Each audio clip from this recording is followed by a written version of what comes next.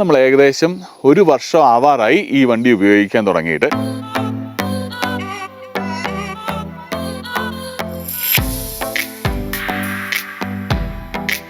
ഇതിൻ്റെ കളറിനെ കുറിച്ചാണ്. നമ്മുടെ വണ്ടിയുടെ കളർ എന്ന് പറയുന്നത് മിഡ് നൈറ്റ് ബ്ലൂ ആണ്. ഒരു ഡാർക്ക് ബ്ലൂ, എന്നാൽ ചില സമയത്ത് നമുക്കൊരു ബ്ലാക്കിഷ് ഷെയ്ഡായിട്ടാണ് തോന്നുന്നത്.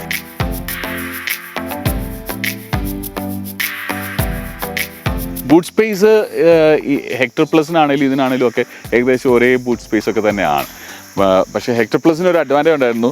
അതിന് ഒരു സെൻസർ ഉണ്ടായിരുന്നു. നമുക്കിങ്ങനെ കാലുകൊണ്ട് ഇങ്ങനെ താഴെ കാണിച്ചു കഴിഞ്ഞാൽ അന്നേരം അതിൻ്റെ ഡിക്കി തുറന്നു വരുമായിരുന്നു. പക്ഷേ ഇതിന് അങ്ങനത്തെ പരിപാടിയൊന്നുമില്ല. നമ്മൾ തൊട്ട് തുറന്നാലേ പറ്റുള്ളൂ. ഇങ്ങനെ തൊട്ട് ഇങ്ങനെ വലിച്ച് തുറന്നാലേ നമ്മൾ ബൂട്ട് തുറക്കത്തുള്ളൂ.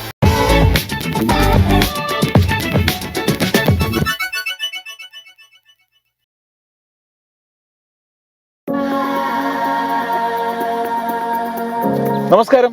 നമ്മൾ കുറേ നാളായിട്ട് പറയുന്നതാണ് XUV 700 അല്ലെന്നുണ്ടെങ്കിൽ XUV 700 ഒരു യൂസർ റിവ്യൂ ചെയ്യാമെന്ന്. പക്ഷേ പല സാഹചര്യങ്ങളിലും നമുക്ക് വണ്ടി എവിടെയെങ്കിലും കൊണ്ടേ ഒന്നിട്ട് വീഡിയോ എടുക്കാനായിട്ട് പറ്റിയില്ല.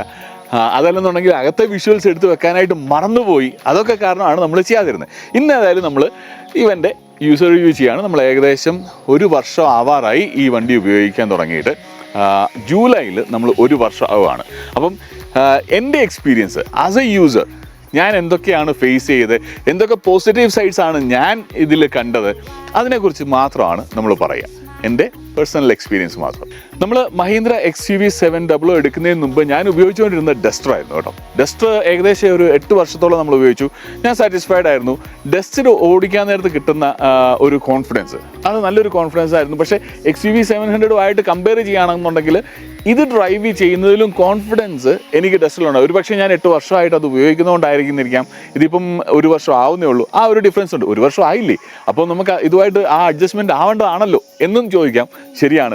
അപ്പോൾ ഇപ്പോഴും ഞാൻ പറയുന്നത് ഡസ്റ്റർ ഉപയോഗിക്കുമ്പോഴായിരുന്നു എനിക്ക് കുറച്ചുകൂടെ ഡ്രൈവിങ്ങിന് ഒരു കോൺഫിഡൻസ് ഉണ്ടായിരുന്നത്. പക്ഷേ XUV 700 മറ്റ് കുറേയേറെ ഫീച്ചേഴ്സ് ഉണ്ട് ഞാൻ പോസിറ്റീവായിട്ട് കാണുന്നത്. അതിനെക്കുറിച്ചൊക്കെയാണ് നമ്മൾ ഇനി ഡിസ്കസ് ചെയ്യാൻ പോകുന്നത്. ഞാൻ എടുത്തിരിക്കുന്നത് AX7L എന്ന് പറഞ്ഞ മോഡലാണ്. ഡീസൽ എഞ്ചിനാണ്, 4-wheel ഡ്രൈവ് അല്ല. ഞാൻ പറഞ്ഞായിരുന്നു ഞാനിത് എടുക്കുന്ന സമയത്ത് ഇതിന് സിമിലർ ആയിട്ടുള്ള കുറേ വണ്ടികൾ ഓടിച്ചു നോക്കിയിരുന്നു. പക്ഷേ ഫീച്ചേഴ്സ്, കുറേയേറെ ഫീച്ചേഴ്സ് ഇതിനുണ്ടായിരുന്നു. XUV 700 ഉണ്ടായിരുന്ന പല ഫീച്ചേഴ്സും ഇതിന് സിമിലർ ആയിട്ടുള്ള പല വാഹനങ്ങളിലും ഇല്ലായിരുന്നു. അതാണ് ഏറ്റവും പ്രധാനപ്പെട്ട കാരണം. പിന്നെ വണ്ടി ഓടിക്കാനായിട്ട് വളരെ കംഫർട്ടബിൾ ആയിരുന്നു. ഡ്രൈവർ സീറ്റ് അല്ലെന്നുണ്ടെങ്കിൽ കോ ഡ്രൈവർ സീറ്റിൽ ഇരിക്കാനാണ് ഏറ്റവും കംഫർട്ട്. സെക്കൻഡ് റോയിൽ ഇരിക്കാനായിട്ട് അത്രയും കംഫർട്ട് എനിക്ക് ഫീൽ ചെയ്തില്ല. ബെഞ്ച് സീറ്റിലാണ് സെക്കൻഡ് റോ വരുന്നത്. അത് അതേസമയത്ത് നമ്മൾ ഈ അടുത്തിടയ്ക്ക് നല്ല ഇതെടുക്കുന്നതിന് മുമ്പ് ഏകദേശം ഒരു 5-6 മാസം മുമ്പ് നമ്മളൊരു കൊൽക്കത്ത ഡ്രൈവ് പോയിരുന്നു. ആ ഡ്രൈവ് പോകുന്ന സമയത്ത് നമ്മൾ MG ഹെക്ടർ പ്ലസിലാണ് പോയത്. അതിൻ്റെ സെക്കൻഡ് റോ ബക്കറ്റ് സീറ്റ് ആയിരുന്നു. അപ്പോൾ ഇരിക്കാൻ കുറച്ചുകൂടെ സെക്കൻഡ് റോയും കംഫർട്ടബിൾ ആയിരുന്നു. അതിൻ്റെ സെക്കൻഡ് റോയും കംഫർട്ടബിൾ ആണ്. ഡ്രൈവർ കോ ഡ്രൈവർ സീറ്റ്സും കംഫർട്ടബിൾ ആയിരുന്നു. പക്ഷേ ഇതിൻ്റെ driver co driver seats comfortable ആണ്, സെക്കൻഡ് റോ അത്ര കംഫർട്ടബിൾ ആണെന്ന് പറയത്തില്ല. ലാസ്റ്റ് റോ എന്ന് പറയുന്നത് കുട്ടികൾക്ക് ഇരിക്കാനുള്ള ഒരു സ്പേസ് എന്ന് മാത്രം പറഞ്ഞാൽ മതി. എന്നാൽ MG ഹെക്ടർ പ്ലസിനേക്കാളും കുറച്ചുകൂടെ സ്പേഷ്യസ് ആയിട്ട് നമുക്ക് തോന്നും. എന്നാലും കുട്ടികൾക്ക് ഇരിക്കാനുള്ള സ്പേസ് എന്ന് പറഞ്ഞാൽ മതി. അല്ലെന്നുണ്ടെങ്കിൽ ലഗേജ് വെക്കാനുള്ള ഒരു സ്പേസ് എന്ന് പറഞ്ഞാൽ മതി. പക്ഷേ ഇതിൻ്റെ സ്റ്റിയറിംഗ് വളരെ സ്മൂത്താണ്. വെണ്ണ പോലെ എന്ന് മലയാളത്തിൽ പറയില്ലേ, അതുപോലെ തന്നെ വെണ്ണ പോലെ തിരിഞ്ഞു വരുന്ന സ്റ്റിയറിംഗ് ഹാൻഡ്ലിംഗ് ആണ്. അതുപോലെ തന്നെ നമുക്ക് വണ്ടി സിറ്റിയിൽ അത്ര എളുപ്പമല്ല. വാഹനം അത്ര ചെറിയ വാഹനമല്ല. അതുകൊണ്ട് സിറ്റിയിൽ നമുക്ക് ഓടിക്കുമ്പോഴത്തേന് ഡസ്റ്ററൊക്കെ ആയിട്ട് നോക്കുമ്പോഴത്തേന് ഇത് അത്ര കംഫർട്ടബിൾ ആയിട്ട് തോന്നുന്നില്ല. ഇതിൻ്റെ സീറ്റ് അഡ്ജസ്റ്റ്മെൻറ്റ്സ് വളരെ പോസിറ്റീവായിട്ടാണ്.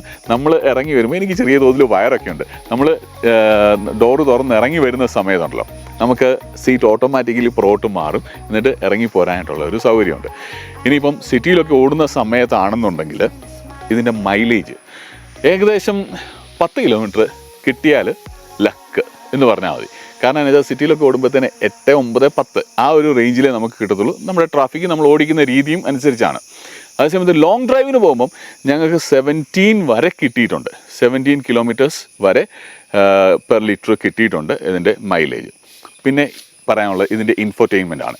ഇൻഫോർടൈൻമെൻറ്റ് സ്ക്രീൻ ഇത്രയും വൈഡായിട്ടുള്ള, ഇത്രയും വീതി നീളമുള്ള ഒരു ഇൻഫോർടൈൻമെൻറ്റ് സ്ക്രീൻ വേറൊരു സിമിലർ കാറ്റഗറി വെഹിക്കിളിന് ഞാൻ കണ്ടിട്ടില്ല. അത് പോസിറ്റീവ്. അതിനകത്ത് കുറേയേറെ ഇൻഫർമേഷൻസ് ഉണ്ട്, കുറേ കാര്യങ്ങൾ നമുക്ക് അതിൽ ചെയ്യാൻ പറ്റും. പക്ഷേ അതിൻ്റെ ഒരു നെഗറ്റീവ് സൈഡുണ്ട്. ഞങ്ങൾ ഇടയ്ക്കിടയ്ക്ക് ഇത് നോക്കുന്ന സമയത്ത് ഇതിൻ്റെ ഇൻഫർടൈൻമെൻറ്റ് സ്ക്രീൻ ഒന്നിയിൽ പണി തരും, വല്ലപ്പോഴും ഒക്കെ പണി തരും. എന്ന് വെച്ചാൽ ഇപ്പോൾ ഏകദേശം 1 വർഷമായെന്ന് പറഞ്ഞു, അതിനകത്ത് ഒരു 3-4 പ്രാവശ്യമെങ്കിലും ഈ ഇൻഫർടൈൻമെൻറ്റ് സ്ക്രീൻ നമുക്ക് പണി തന്നിട്ടുണ്ട്. പണി തരുന്ന സമയത്ത് ഏകദേശം 2-3-4 ദിവസത്തേക്കിന് ഈ സാധനം ചുമ്മാ മിണ്ടാങ്ങിരുന്നേക്കും. അപ്പോൾ നമുക്ക് പക്ഷേ ഈ സ്പീഡോമീറ്ററും മറ്റു കാര്യങ്ങളൊക്കെ അറിയും, പക്ഷേ ഇൻഫർടൈൻമെൻറ്റ് സൈഡിൽ യാതൊരു അനക്കവും ഉണ്ടാവില്ല. അതൊരു നെഗറ്റീവ് സൈഡ് തന്നെയാണ് കേട്ടോ. പിന്നെ യൂട്യൂബിൽ നമ്മൾ സ്ഥിരമായിട്ട് വീഡിയോ ചെയ്യുന്നതുകൊണ്ട് നമ്മൾ നല്ല രീതിയിൽ യാത്ര ചെയ്യുമ്പോൾ കുറച്ചൊക്കെ വീഡിയോസ് നമ്മൾ സൺറൂഫിൻ്റെ പുറത്ത് നിന്ന് എടുക്കാനായിട്ട് താല്പര്യപ്പെടും. കാരണം അതൊരു നല്ല വ്യൂ ആണ് നമുക്ക് കിട്ടുക. അതുകൊണ്ട് ഇതിൻ്റെ സൺറൂഫ് മൂൺ റൂഫ് ഇതിനുള്ളത് കൊണ്ട് അതൊരു പോസിറ്റീവ് സൈഡാണ്. നമുക്ക് വീഡിയോസ് എടുക്കാനായിട്ടാണെങ്കിലും സൺറൂഫ് തുറന്നിട്ട് നമുക്ക് മേളിൽ നിന്നുകൊണ്ട് നമുക്ക് വീഡിയോസ് എടുക്കാം. അത് പക്ഷേ ഈ വാഹനത്തിന് മാത്രമല്ല കേട്ടോ, MG ഹെക്ടറിനും ഉണ്ട്, അതുപോലെ തന്നെ ഹാരിയറിനുണ്ട്. ഇതിനെല്ലാം ഉള്ളതാണ് ഈ സൺറൂഫ് ഫെസിലിറ്റി എന്ന് പറയുന്നത്. അതൊരു ആഡഡ് അഡ്വാൻറ്റേജ് നമുക്ക് പറയാം. മറ്റതുമായിട്ട് കമ്പയർ ചെയ്യുമ്പോൾ ആഡഡ് അഡ്വാൻറ്റേജ് എന്ന് പറയാൻ പറ്റില്ല, അതൊരു അഡ്വാൻറ്റേജ് ആണ്, ഇതുണ്ട് എന്ന് മാത്രമേ പറയാൻ പറ്റുള്ളൂ. നമ്മളിതിൻ്റെ ഫ്യൂവൽ എഫിഷ്യൻസിയുടെ കാര്യം പറഞ്ഞായിരുന്നു. പക്ഷേ അപ്പോൾ എഞ്ചിൻ്റെ കാര്യം പറയാനുള്ളൂ. നമ്മുടെ ആ പവർ നമ്മൾ വണ്ടി ഓടിക്കുന്ന സമയത്ത് ഇപ്പോൾ ഹൈവേയിലാണെങ്കിലും അല്ലാത്ത വഴികളിലാണെങ്കിലും നമുക്കൊന്ന് പെട്ടെന്ന് ഓവർടേക്ക് ചെയ്യണമെന്നുണ്ടെങ്കിൽ ഇൻസ്റ്റൻറ്റ് ബൂസ്റ്റ് കിട്ടാനായിട്ട് നമ്മുടെ വണ്ടി വളരെ ഹെൽപ്ഫുള്ളാണ്. നമ്മൾ നോക്കുകയാണെന്നുണ്ടെങ്കിൽ MG ഹെക്ടറായിട്ട് നോക്കിയാലും അതേപോലെ തന്നെ MG ഹെക്ടർ മോശമെന്നല്ല ഞാൻ പറയുന്നത്, എന്നാൽ അതുമായിട്ട് നോക്കിയാൽ കുറച്ചുകൂടെ ബെറ്റർ ആയിട്ട് കുറച്ചുകൂടെ കൺവീനിയൻ്റ് ആയിട്ട് എനിക്ക് തോന്നിയിരിക്കുന്നത് XUV 700 ആണ്. അതേപോലെ തന്നെ നമ്മൾ ടാറ്റയുടെ ഹാരിയർ ഉപയോഗിച്ച് നോക്കിയിരുന്നു. ഇത് രണ്ടും ഷോർട്ട് ടൈമിലാണ്. MG ഹെക്ടർ അറ്റ്ലീസ്റ്റ് ഒരു 45 ഡേയ്സ് നമ്മൾ ഉപയോഗിച്ചു. ടാറ്റ ഹാരിയർ ഒരു ടെസ്റ്റ് ഡ്രൈവിന് മാത്രമേ ഉപയോഗിച്ചുള്ളൂ.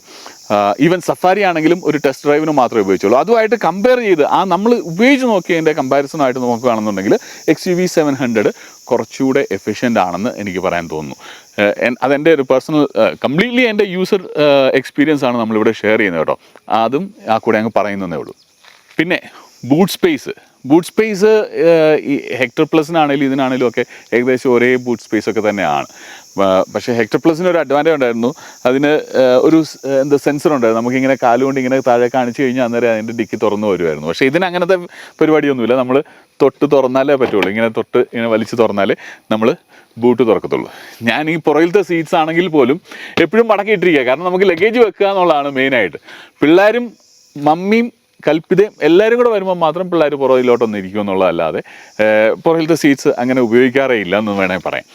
അപ്പോൾ അതാണ് ബൂട്ടിൻ്റെ കാര്യം. ഒത്തിരി നമ്മളിനി വലിച്ചു നീട്ടുന്നില്ല. എന്നാലും കുറച്ച് ഫീച്ചേഴ്സും കൂടെ ഒന്ന് പെട്ടെന്ന് പറയാനുണ്ട്, കുറച്ചുകൂടെ കാര്യങ്ങൾ ഒന്ന് പറയാനുണ്ട്. അതും കൂടെ ഒന്ന് പെട്ടെന്ന് പറയാം കേട്ടോ. നമുക്ക് ഇവിടുന്ന് ഒരു സ്വല്പ ദൂരം ഡ്രൈവ് ചെയ്ത് അങ്ങോട്ട് പോയിട്ട് പറയാം.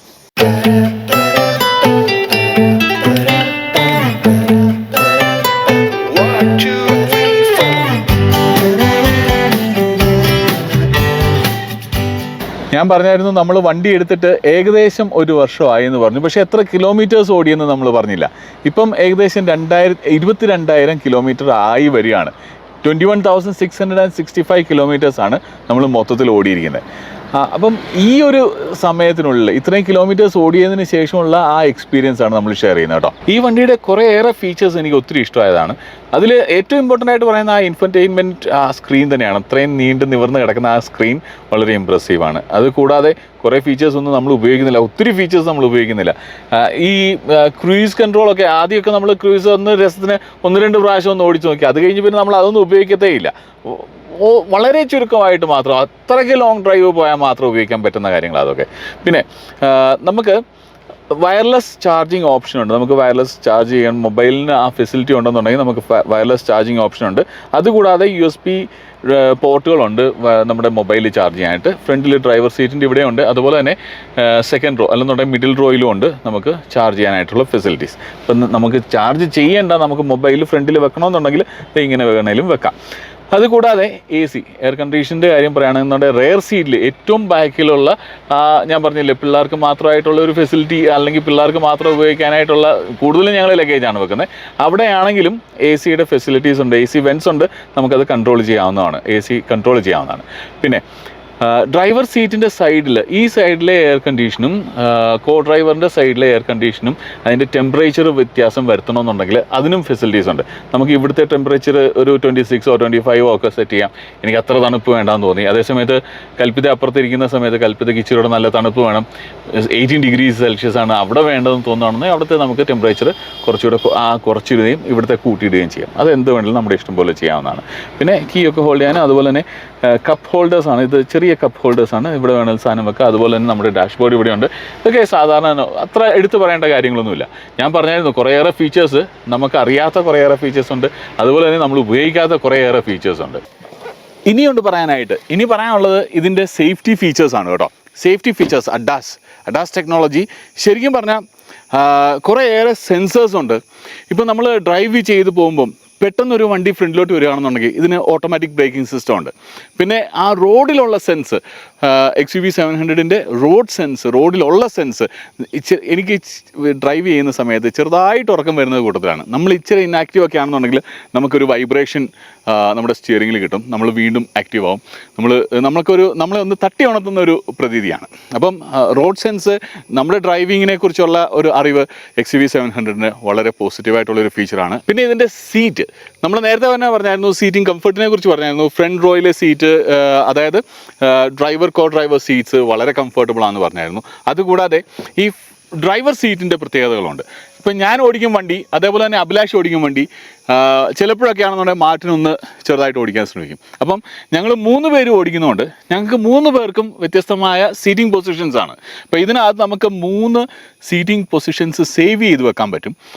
വളരെ ഈസി ആയിട്ട് നമ്മളിപ്പോൾ കയറി വന്ന എനിക്ക് കംഫർട്ടബിൾ ആയിട്ടുള്ള ഒരു സീറ്റിംഗ് പൊസിഷൻ ഉണ്ടാവും. അത് ഞാൻ 1 എന്ന് പറയുന്ന ആ സ്വിച്ചിൽ സേവ് ചെയ്തിരിക്കുകയാണ്. അതിൽ പ്രസ് ചെയ്ത് കഴിഞ്ഞാൽ, ഇപ്പോൾ അഭിലാഷാണ് കഴിഞ്ഞ പ്രാവശ്യം ഓടിച്ചതെന്നുണ്ടെങ്കിൽ, ഞാൻ ഓടിക്കുന്നതിന് മുമ്പ് അഭിലാഷ് 2-ലായിരിക്കും അല്ലെങ്കിൽ 3-ലായിരിക്കും സേവ് ചെയ്തിരിക്കുന്നത്.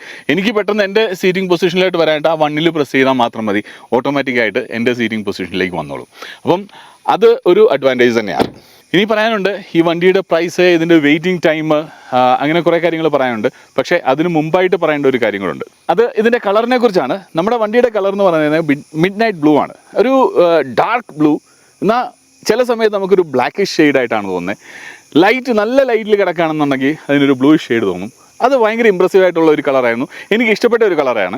അതുകൊണ്ട് നമ്മൾ ഇത് സെലക്ട് ചെയ്തതാണ്. ഈ കളർ തന്നെ കിട്ടാനായിട്ട് വെയിറ്റിംഗ് ടൈം കൂടുതലുണ്ടായിരുന്നു. ഞാൻ ഈ വണ്ടി എടുക്കാൻ നേരത്ത് ഓൾമോസ്റ്റ് 9 months ബുക്ക് ചെയ്ത് വെയിറ്റ് ചെയ്തതിന് ശേഷമാണ് എനിക്ക് വണ്ടി കിട്ടിയത്.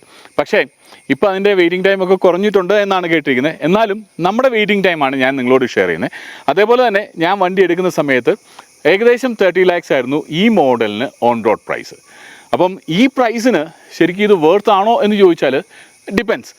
എന്നെ സംബന്ധിച്ച് അത് വേർത്താണ്. നമ്മൾ കുറേയേറെ ലോങ് ഡ്രൈവ് പോകുന്ന കൂട്ടത്തിലാണ്. അതുകൊണ്ട് ശരിക്കും പറഞ്ഞാൽ ഇത് എന്നെ സംബന്ധിച്ച് വേർത്താണ്. പക്ഷേ നിങ്ങൾ സിറ്റിയിൽ മാത്രം ഡ്രൈവ് ചെയ്യുന്ന കൂട്ടത്തിലാണെന്നുണ്ടെങ്കിൽ ഇത് സൈസ് കൂടുതലാണ്. സിറ്റിയിൽ ഞാൻ ഡ്രൈവ് ചെയ്യാനായിട്ട് താല്പര്യപ്പെടുന്നേ ഇല്ല, കൂടുതലും ബൈക്കിലൊക്കെയാണ് പോകുന്നത്. അതാണ് കുറച്ചുകൂടെ കംഫർട്ടബിൾ ആയിട്ട് തോന്നുന്നത്. അതിൽ ചെറിയ വണ്ടി ആയിരുന്നുണ്ടെങ്കിൽ അത് കുറച്ചുകൂടെ കംഫർട്ടബിൾ ആയേനെ എന്ന് എനിക്ക് തോന്നുന്നു. അപ്പോൾ അതൊക്കെയാണ് എൻ്റെ ഒരു യൂസർ വ്യൂ, XUV 700നെ കുറിച്ച് എൻ്റെ ഒരു യൂസർ വ്യൂ.